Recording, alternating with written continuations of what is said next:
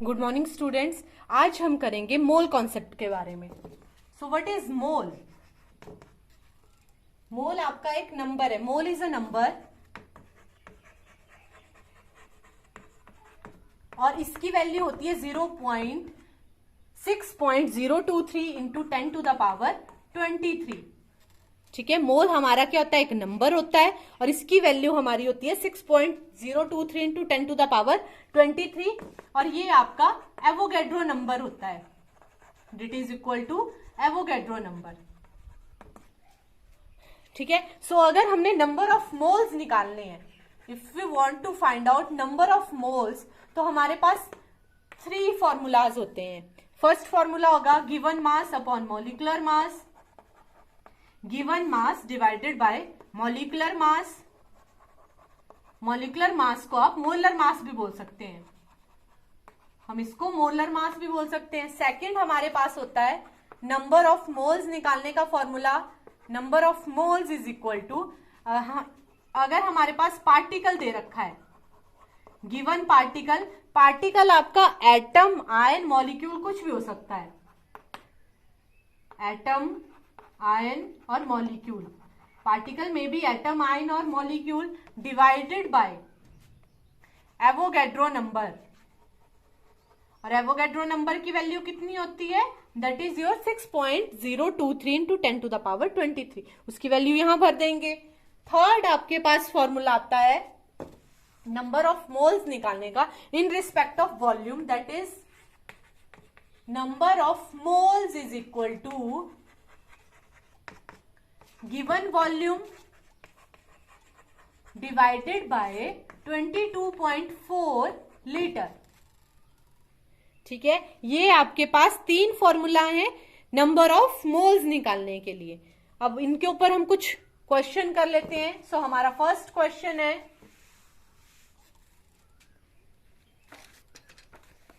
Calculate the mass of following. Calculate the mass of following. हमने क्या निकालना है? मास निकालना है। फर्स्ट हमारे पास दे रखा है 0.5 मोल ऑफ नाइट्रोजन गैस। हमारे पास क्या दे रखा है? 0.5 मोल ऑफ नाइट्रोजन गैस। अब हमारे पास मोल दे रखे हैं, हमने मास निकालना है। ठीक है, हमारा पास कौन सा फॉर्मूला यूज होगा? Number of moles is equal to, number of moles is equal to given mass divided by molecular mass. So number of moles कितने दे रखे हैं? 0.5। 0.5 मोल्स आपको गिवन है। अब आपने मास तो निकालना है। मास आपसे पूछ रखा है कि मास कितना है? Molecular mass of N2। So molecular मास हम कैसे निकालते हैं? 2 इंटू कितने हमारे पास नाइट्रोजन के 2 एटम्स है, so 2 into atomic mass of nitrogen. So atomic mass of nitrogen कितना होगा? That is 14। और 14 इंटू 2 कितना होगा? That is your 28। आपका पास मॉलिक्यूलर मास ऑफ नाइट्रोजन कितना आ गया? 28। सो मास कितना आ जाएगा? Mass is equal to 28 into 0.5। ठीक है, अब आप जब 28 को हम 0.5 से मल्टीप्लाई करेंगे, it will be your 14 gram. This will be your answer. ये आपका क्या है? आंसर है। हमने मास निकाल लिया। कैसे निकाला? हमारा फॉर्मूला होता है number of moles is equal to given mass divided by molecular mass, और हमने वैल्यूज पुट की। हमारे पास नंबर ऑफ मोल्स गिवन है, कितने? 0.5 मोल। हमने मास निकालना है, मॉलिक्यूलर मास। हमें पता है कैसे निकालते हैं हम। हमारे पास 2 एटम्स है नाइट्रोजन के, सो 2 into atomic mass of nitrogen. एक एटम का नाइट्रोजन का कितना एटॉमिक मास होता है? That is 14। 2 है तो 2 इंटू 14 दैट इज 28। अब सेकेंड पार्ट हमसे पूछा हुआ है, हमने ये वैल्यू यहां भर दी, हमारा आंसर आ गया। सेकेंड पार्ट में हमसे पूछा हुआ है, हमें मास निकालना है और हमारे पास दे रखा है 0.5 मोल ऑफ नाइट्रोजन एटम। अब एटम है हमारे पास, ठीक है, पहले N2 था। ठीक है, अब हमने क्या निकालना है? फिर से हमने मास निकालना है। सो हमारा फॉर्मूला कौन सा यूज होगा? number of moles is equal to given mass upon molecular mass. Given mass divided by molecular mass. अब हमारे पास नंबर ऑफ मोल्स दे रखे हैं, दैट इज 0.5 मोल्स, और हमने क्या निकालना है, मास हमने निकालना है. मॉलिक्यूलर मास, अब हमारे पास क्या दे रखा है, नाइट्रोजन एटम, मींस सिंपल आपके पास नाइट्रोजन एटम दे रखा है. हमें पता है एटॉमिक मास ऑफ नाइट्रोजन कितना होता है, दैट इज 14. सो यहां आपकी वैल्यू कितनी आ जाएगी, 14.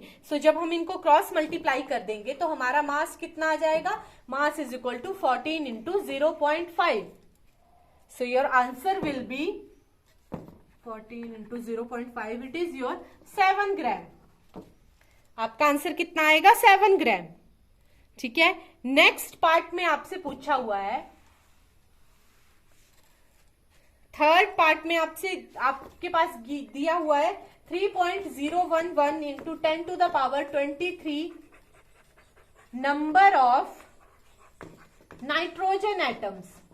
अब आपको इसका मास निकालना है. अब ये आपके पास क्या दे रखा है, पार्टिकल्स दे रखे हैं, नंबर दे रखा है. सो हम कौन सा फॉर्मूला यूज करेंगे, number of moles is equal to given particle divided by Avogadro number, Avogadro's number. So हमारे पास नंबर ऑफ मोल्स, सो अब हमारे पास यहां नंबर ऑफ मोल्स भी नहीं दिए हुए हैं. हमसे क्या पूछा हुआ है, हमने मास निकालना है. ठीक है. सो हम क्या करेंगे, हमारे पास यहां पार्टिकल दे रखे हैं, इसकी वैल्यू कितनी है, दैट इज इतनी है. ये आपके पास गिवन पार्टिकल दे रखे हैं ना, और आपको पता है वो एवोगैड्रो नंबर की वैल्यू कितनी होती है, 0.6.023 इंटू 10 टू द पावर 23. ठीक है. अब अगर ये आपस में कट हो जाएंगे, अप्रोक्सीमेटली अगर हम इसको 3 मान लें और इसको 6 मान लें तो आपकी वैल्यू कितनी आ जाएगी, 1/2. ठीक है. यहां से आपके पास क्या आ गया, नंबर ऑफ मोल्स. ठीक है. अब आपने क्या निकालना है, मास निकालना है. सो नंबर ऑफ मोल्स निकालने का दूसरा फॉर्मूला क्या होता है, number of moles is equal to given mass divided by molecular mass. अब नंबर ऑफ मोल्स कितने हमारे पास, 1/2. ठीक है.